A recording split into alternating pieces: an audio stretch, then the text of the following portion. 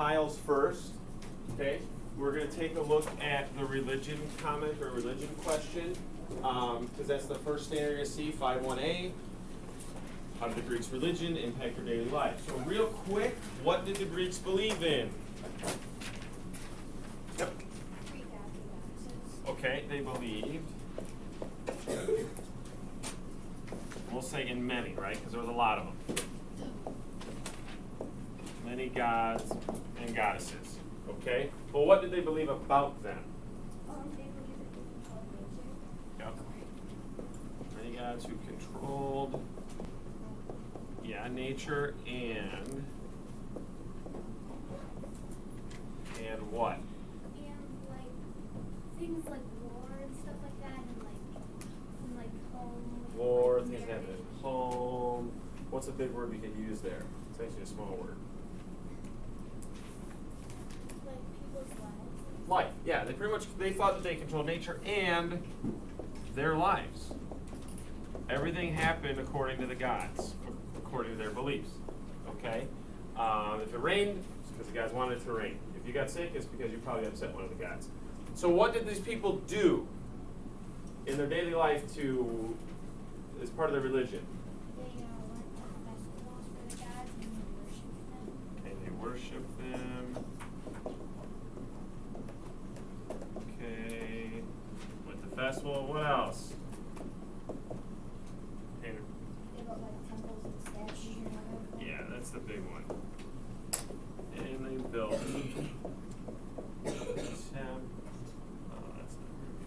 there we go. Temples and statues. Good. All right, let's take a look at art.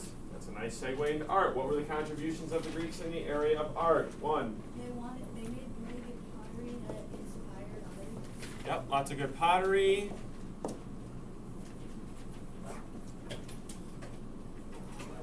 Megan?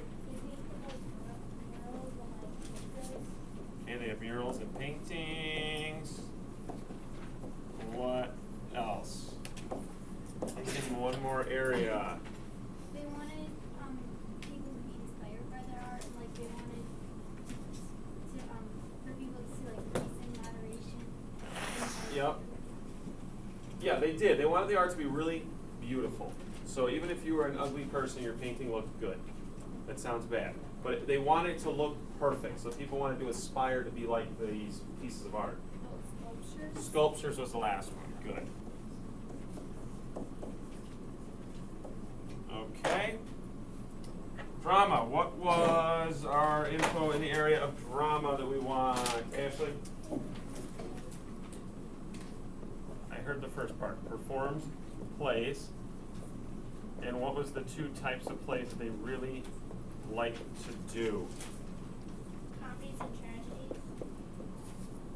Comedies, which are happy and funny, and I spelled it wrong again. Tragedies. Okay? Tragedies are the more serious, dramatic type of plays. Okay? What about architecture? What do we have in the area of architecture? Okay, they use the column. Is this something we still see used today? Yeah, there's three types. I'm not going to ask you about the three types, but there are three types: the Corinthian, the Doric, and the Ionian. And we still see those used today in a lot of our government buildings. Okay? That's really the big one from where we want right now. They did have a building that we modeled. What was that called? The Parthenon. Okay. All right, how about literature? Who's our famous dead guy here? Homer is our dead guy who wrote two very good pieces of literature. What were they called? The Iliad and the Odyssey. Iliad and the Odyssey. Good. Okay. And then our last one, our last standard that we're going to see tomorrow as we're flying through here is Alexander the Great. He was great, okay?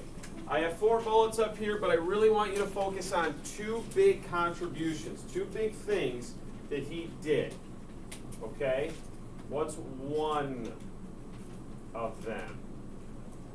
He expanded the Greek That's one biggie. He expanded the Greek Empire. Okay, did he do this by playing nice and saying, hey, can I have your country? No, he did this through war, his conquests. He went out and conquered a great deal of land. When you look at the map and the size of Greece and the size of the orange on this map over here, you can see just how much he conquered. It was a large piece of land. So he conquered all this land, and then what did he do as a part of that process? He spread the Greek language and culture and ideas to the non-Greeks. Yep. Spread Greek ideas, language. I think they mentioned art too, right? Art, architecture, all this stuff. Culture, which is really what all this is examples of their culture. 2 non-Greek areas. Non-Greek people, really. Okay? And this concept, remember when we were talking about the hamburger coming and that idea spreading throughout the world? That's essentially what Alexander was doing. He was bringing his hamburger, if you will. His ideas, the Greek language, the art, the culture. Everywhere he went, he was sharing this with the people of those places. So they were beginning to speak the Greek language. Buildings started showing that looked like Greek buildings, right? So the ideas of the Greeks spread all the way over into areas that are now India. You got it all the way down in Egypt. And he also named a lot of towns after himself. That's why there's a lot of towns named Alexandria, because he liked his name and thought it'd be a good name for a town. Okay? So,